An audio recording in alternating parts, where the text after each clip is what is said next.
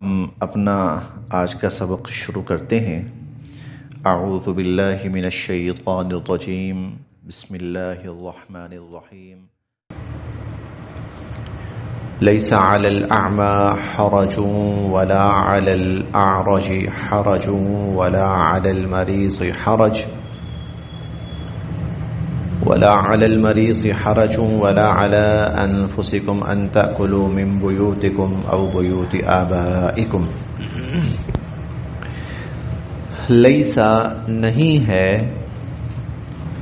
لیسا نہیں ہے، علی الاعمى، اعمى نابینا، نابینا نہیں ہے نابینا شخص پر، حرج کوئی گناہ، کوئی تنگی، کوئی گناہ،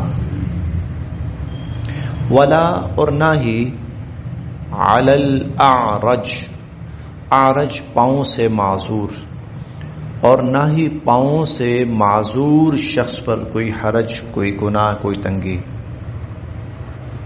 ولا اور نہ ہی علی المریض، مریض پر حرج کوئی گناہ، کوئی تنگی، ولا اور نہ ہی علی انفسکم، خود تم پر، اور نہ ہی تم پر کوئی گناہ، کوئی حرج، کوئی تنگی ہے، ان تأکلوا کہ کھاؤ تم، من بیوتکم اپنے گھروں سے، او یا بیوت گھروں، آبائکم اپنے باپ دادوں کے، او بیوت آبائکم یا اپنے باپ دادوں کے گھروں سے کھاؤ، او یا بیوت گھروں، امہاتکم تمہاری ماؤں، یا تم اپنی ماؤں کے گھروں سے کھاؤ، او یا بیوت گھروں، اخوانکم اپنے بھائیوں یا اپنے بھائیوں کے گھروں سے کھاؤ، او یا بیوت گھروں، اخواتکم اپنی بہنوں کے گھروں سے کھاؤ، او یا بیوت گھروں، اعمامکم، اعمام عم کی جمع ہے چچا، یا اپنے چچاؤں کے گھروں سے کھاؤ، او یا بیوت گھروں، عماتکم، عمات عمہ کی جمع ہے پھپھی، یا اپنی پھپھیوں کے گھروں سے کھاؤ، او یا بیوت گھروں، اخوالکم، اخوال خال کی جمع ہے ماموں، یا اپنے ماموں کے گھروں سے کھاؤ، او یا بیوت گھروں، خالاتکم خالاؤں، یا اپنی خالاؤں کے گھروں سے کھاؤ، او یا ما ملکتم یا جو تمہارے قبضے میں ہوں، مفاتحہ جن گھروں کی چابیاں تمہارے قبضے میں ہوں وہاں سے کھاؤ، او صدیقکم یا اپنے دوستوں کے گھروں سے کھاؤ۔ یہ ابھی لفظی ترجمہ ہوا ہے۔ اس آیت کا مختصر سا مفہوم یہ ہے کہ بسا اوقات کچھ معذور افراد ہوتے تھے، جیسے نابینا ہو گیا، جیسے پاؤں سے معذور ہو گیا، یا کوئی اور اس طرح، وہ عام لوگوں کی محفلوں میں نا بیٹھنے سے تھوڑا سا ہچکچاتے تھے، جھجکتے تھے کہ شاید ان کو ہمارا بیٹھنا اچھا نہ لگے، ہم بیمار ہیں، ہم مریض ہیں، کسی کی ٹانگ ٹوٹی ہوئی ہے، کوئی آنکھوں سے معذور ہے، کوئی اور، تو وہ نا ہچکچاتے تھے لوگوں میں بیٹھنے سے، لوگوں کے ساتھ شامل ہونے سے، ان کے ساتھ بیٹھ کر کھانے پینے سے ہچکچاتے تھے، تھوڑا سا ہیزیٹیٹ کرتے تھے. ہو جاتا ہے نفسیاتی طور پر اس طرح ہوتا ہے کہ جو معذور شخص ہو تو وہ اپنے آپ کو الگ الگ کرتا ہے.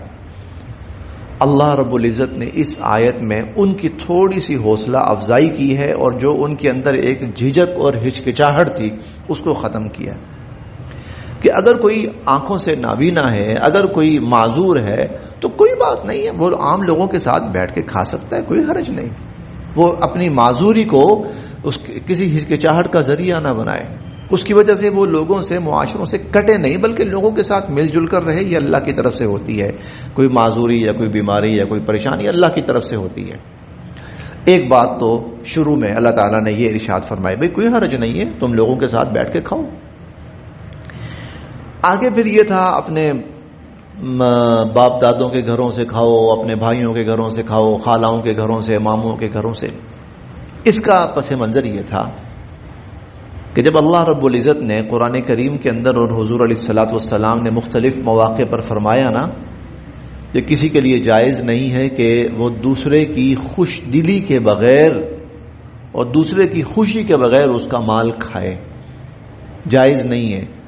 تو اب یہ لوگ اتنے محتاط ہو گئے کہ اگر چچا کے گھر گئے ہیں اور چچا گھر نہیں ہے تو وہاں کھانے پینے سے پرہیز کرتے تھے. بھائی مال تو چچا کا ہے نا، وہ تو گھر میں نہیں ہے. وہ اپنے ماموں کے گھر گئے، ماموں گھر پہ نہیں ہے. بھائی کے گھر گئے، بھائی گھر پہ نہیں ہے. تو وہ ہچکچاتے تھے کہ نہیں، ہمیں یہاں سے کچھ نہیں کھانا چاہیے، پتہ نہیں ہمارا کھانا وہ جب تک وہ سامنے نہ ہو اور خوش دلی سے ہمارے سامنے نہ رکھے. تو ہمیں تو منع کیا گیا ہے کہ کسی کا مال اس کی خوش دلی کے بغیر اور اس کی اجازت کے بغیر، اس کی طیب خاطر کے بغیر نہیں کھانا چاہیے. تو اللہ تعالیٰ نے اس کی بھی پھر تردید فرمائی کہ معاشروں میں اتنی اونچ نیچ نہیں رکھنی چاہیے، کوئی حرج نہیں. وہ اگر تم کھاؤ گے تو وہ خوش ہوں گے، تمہارا کھانا ان کو غمزدہ نہیں کرے گا، بلکہ تمہارا نہ کھانا ان کو پریشان کرے گا کہ وہ آیا اور کچھ نہیں کھایا اس نے. لہٰذا ایسے جو رشتے ہیں ان میں بہرحال بے تکلفی بھی ہوتی ہے، ان میں صلہ رحمی بھی ہوتی ہے. اس بے تکلفی اور اس صلہ رحمی کو سامنے رکھتے ہوئے کوئی حرج نہیں، تم اپنے رشتہ داروں کے گھروں میں جاؤ، کھاؤ وہاں سے، اس میں کوئی قباحت نہیں ہے. اسی طرح ایک لفظ آیا ہے او ما ملکتم مفاتحہ، جن کی چابیاں تمہارے قبضے میں ہیں، جن کی چابیاں تمہارے قبضے میں ہیں. اب چابیاں قبضے میں ہونے کا مطلب یہ تھا کہ بسا وقت کوئی آدمی کسی کو دے دیتا ہے نا، بھائی یہ میرا گھر استعمال کرنا تو کر لو استعمال، تمہیں اجازت ہے، رکھ لو چابی اپنے پاس، جب دل کرے آیا جائے کرو. تو کئی دفعہ وہ چابی تو رکھ لیتے تھے لیکن وہاں سے کچھ کھاتے پیتے نہیں تھے. تو اللہ تعالیٰ نے فرمایا بھائی جب تمہیں اس نے اختیار دے دیا کہ لو بھائی استعمال کرو، تو پھر اتنی باریکی کس چیز کی. تو او ما ملکتم مفاتحہ، جن کے چابیاں تمہارے قبضے میں ہیں، جن کے گھروں کی چابیاں تمہارے قبضے میں ہیں، اگر تم ان کے گھروں سے کھاؤ پیو کوئی حرج نہیں ہے. او صدیقکم، یا اپنے دوستوں کے گھر گئے ہو، دوست بے شک گھر پہ نہیں ہے، اگر تم وہاں بیٹھ جاتے ہو، کھاتے ہو پیو تو کوئی حرج نہیں ہے. تو وہ جو ایک تھوڑی سی تنگی سی آ رہی تھی نا معاشرے کے اندر، تنگی سی، تو اللہ رب العزت نے اس تنگی کو ختم فرمایا اور ایک معاشرے کا جو بے تکلفی کا مزاج ہوتا ہے اس کو بحال فرمایا. لیسا، اسی طرح نہیں ہے، علیکم تم پر، جناح گناہ، لیسا علیکم جناح، اسی طرح تم پر گناہ نہیں ہے، ان تأکلوا، کہ تم کھاؤ، جمیعا، مل کے کھاؤ، او اشتاتا، یا اکیلے اکیلے کھاؤ. اشتاتا، اکیلے اکیلے. بعض جگہوں پر گھروں میں ہوتا ہے اس قسم کا مزاج اور ماحول کہ سب مل کے کھاتے ہیں، اور بعض جگہوں پر ایسے ہوتا ہے کہ ممکن نہیں ہوتا ہے، کوئی جلدی آ رہا ہے، کوئی بعد میں آ رہا ہے، تو کوئی بات نہیں، جس طرح آسانی سے ہو. اگر باہمی مل کر بیٹھنے کا موقع مل جائے تو بہت ہی اچھا ہے، اور اگر ایسا موقع نہیں مل پا رہا اور اکیلے اکیلے لوگ کھا رہے ہیں تو اس میں بھی کوئی حرج نہیں ہے. لیس علیکم جناح، کوئی گناہ نہیں ہے، کوئی حرج نہیں ہے تم پر، ان تأکلوا جمیعا، تم چاہے اکٹھے کھاؤ، او اشتاتا، یا اکیلے اکیلے کھاؤ. بسا اوقات یہ بھی تنگی کا ذریعہ بن جاتا ہے. ایک آدمی اس نے جلدی آنا ہے، دوسرا اس نے لیٹ آنا ہے، تیسرا اس نے اور لیٹ آنا ہے. اب جو جلدی والا ہے وہ بیٹھا رہے کہ جو سب سے آخر والا جب آئے گا تو پھر ہم سب کھانا کھائیں گے تو کوئی نہیں، تھوڑی سی آسانی پیدا کرو، وسعت پیدا کرو. لیس علیکم جناح، کوئی گناہ نہیں ہے تم پر، ان تاکلوا جمیعا، کہ تم سب اکٹھے کھاؤ، او اشتاتا، یا اکیلے اکیلے الگ الگ کھاؤ. ہاں، اور تم خود، یعنی انفسکم کا مطلب ایک تو معذور ہے نا، معذور شخص ہے، ٹھیک ہے. معذور سے ہٹ کر جو صحت مند لوگ ہیں وہ دوستوں کے گھروں میں جاتے ہیں، ماں باپ کے گھروں میں جاتے ہیں، بہن بھائیوں کے گھروں میں جاتے ہیں، تو کوئی قباحت نہیں، کوئی حرج نہیں، کھا سکتے ہیں. اچھا، اسی طرح کبھی ایسا بھی ہوتا ہے کہ بڑا گھر پہ نہیں ہے، چھوٹا ہچکچاتا رہے، انہیں جی بڑے آئیں گے تو پھر میں یہ چیز کھاؤں گا، تو کوئی نہیں بھائی، ایسی کوئی بات نہیں ہے، اس میں تکلف کی کوئی ضرورت نہیں ہے، اپنا گھر ہے. یا تم اپنے بہن بھائیوں کے گھروں میں جاتے ہو، ماں باپ کے گھروں میں جاتے ہو، چچاؤں خالاؤں ماموں پھوپھیوں ان کے گھروں میں جاتے ہو، کوئی حرج نہیں.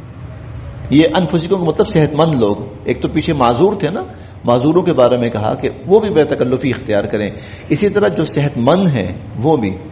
یہاں اس سے مراد وہ لوگ جو معذور نہیں ہیں، وہ ہچکچاتے تھے معاشروں کے اندر. فَإِذَا، پھر جب، پس جب، تم جاؤ، بیوتن، گھروں میں، پس جب تم گھروں میں جاؤ تو فسلموا، سلام کیا کرو، علی انفسکم، اپنوں پر، اپنوں کو سلام کیا کرو. ہاں یہ ضرور ہے کہ جب کسی کے گھر میں جاؤ سلام کرو. تحیۃ من عند اللہ، تحیہ یہ دعا ہے، من عند اللہ، اللہ کی طرف سے، مبارکتن طیبہ، بڑی بابرکت اور بہت پاکیزہ. یہ اللہ رب العزت کی طرف سے بہت بابرکت اور پاکیزہ دعا ہے. کذالک، اس طرح، یبین اللہ، کھول کھول کر بیان فرماتے ہیں اللہ، لکم، تمہارے لیے، الآیات، آیات، لعلکم، تاکہ تم، تعقلون، سمجھ بوجھ حاصل کرو. انما، بے شک، المؤمنون، ایمان والے، الذین، وہ لوگ ہوتے ہیں، انما المؤمنون الذین، بے شک ایمان والے وہ لوگ ہوتے ہیں، آمنو، جو ایمان لائے، باللہ، اللہ پر، ورسولہ، اور اس کے رسول صلی اللہ علیہ وسلم پر. آمنو باللہ ورسولہ، جو اللہ اور اللہ کے رسول صلی اللہ علیہ وسلم پر ایمان لائے. وَإِذَا، اور جب، کانو، ہوتے ہیں، معہو، حضور علیہ السلام کے ساتھ، علی امر جامع، کسی اجتماعی معاملے میں. اور جب وہ حضور علیہ السلام کے ساتھ کسی اجتماعی معاملے میں ہوتے ہیں، لم یذهبوا، تو اس وقت تک نہیں جاتے، حتی، جب تک کہ، یستأذنوا، حضور علیہ السلام سے اجازت نہ لے لیں. لم یذهبوا حتی یستأذنوا، جب تک حضور علیہ السلام سے اجازت نہ لے لیں اس وقت تک نہیں جاتے وہ. انا، بے شک، الذین، وہ لوگ، یستأذنونک، جو آپ سے اجازت لے کر جاتے ہیں، اولئک الذین، وہی لوگ ہیں، یؤمنون، جو ایمان رکھتے ہیں، باللہ، اللہ پر، ورسولہ، اور اس کے رسول صلی اللہ علیہ وسلم پر. وہی لوگ اللہ اور اس کے رسول صلی اللہ علیہ وسلم پر ایمان رکھتے ہیں جو اجازت لے کر جاتے ہیں. فَإِذَا، پس جب، اسْتَأْذَنُوكَ، وہ آپ سے اجازت مانگیں، لِبَعْضِ، کسی، شَأْنِهِمْ، اپنے کام کی. اب اگر وہ اپنے کسی کام کے لیے آپ سے اجازت مانگیں، فَأْذَن، تو آپ اجازت دے سکتے ہیں، لمن، جس کو، شئتا، آپ چاہیں، منہم، ان میں سے جس کو چاہیں آپ اجازت دے سکتے ہیں. اصلاً یہ آیت نازل ہوئی تھی غزوہ احزاب کے موقع پر، اصلاً، لیکن حکم عام ہے.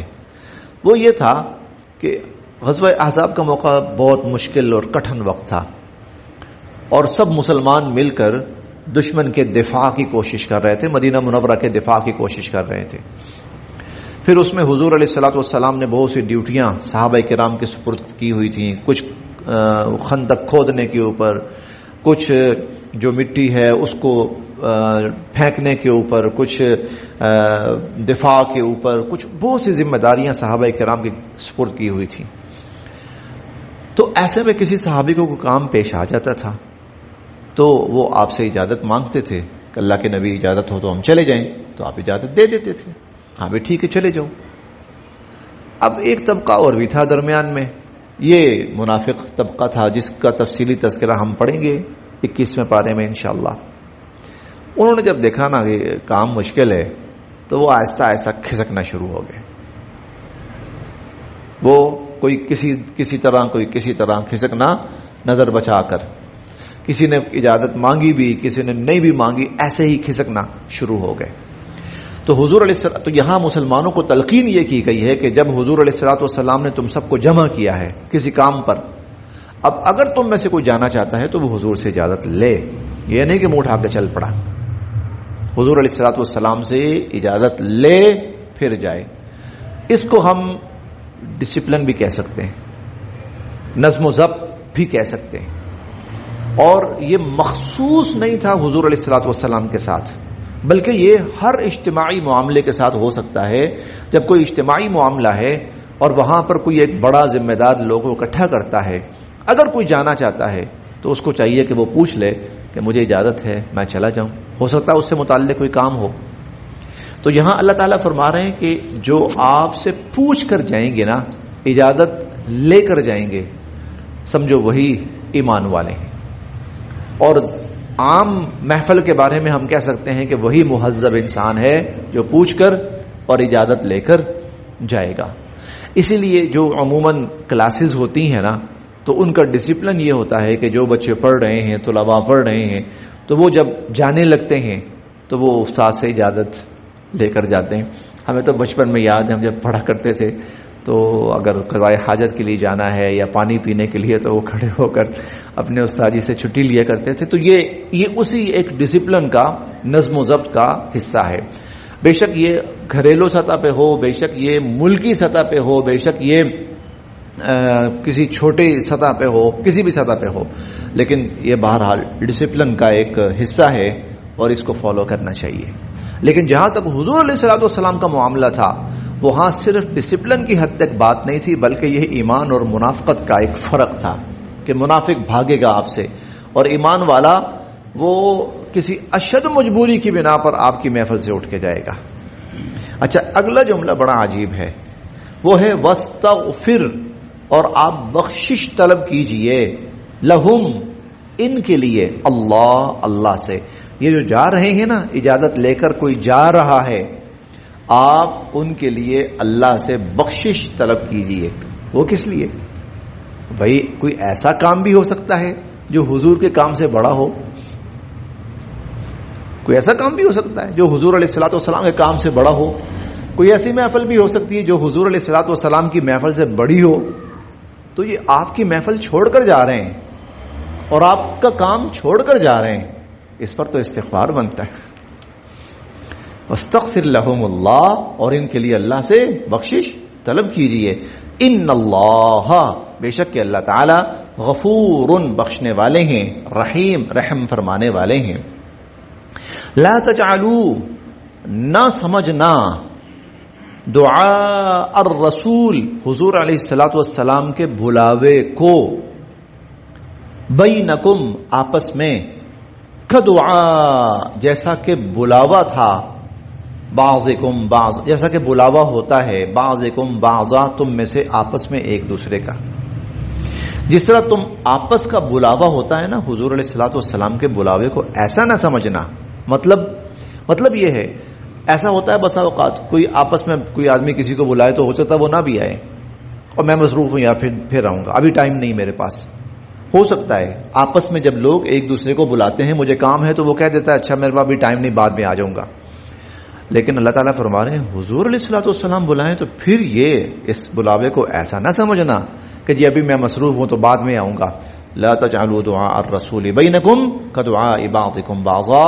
حضور علیہ الصلوۃ والسلام کے بلاوے کو ایسا نہ سمجھنا جیسے تمہارا آپس میں ایک دوسرے کا بلاوا ہوتا ہے. قد یقیناً یعلم اللہ جانتے ہیں اللہ الذین ان لوگوں کو یتسللون جو کھسک جاتے ہیں منکم تم میں سے لواذا چپکے سے تم میں سے جو چپکے سے کھسک جاتے ہیں نکل جاتے ہیں اللہ ان کو جانتے ہیں. فلیحذر ڈرنا چاہیے الذین ان لوگوں کو یخالفون جو مخالفت کرتے ہیں عن امرہ حضور علیہ الصلوۃ والسلام کے حکم کی. جو حضور علیہ الصلوۃ والسلام کے امر آپ کے حکم کی مخالفت کرتے ہیں ان کو ڈرنا چاہیے ان تصیبہم کہیں ان کو پہنچ نہ جائے فتنۃ کوئی مصیبت او یصیبہم یا ان کو پہنچ نہ جائے عذاب علیم کوئی دردناک عذاب یا ان کو کوئی دردناک عذاب نہ پہنچ جائے.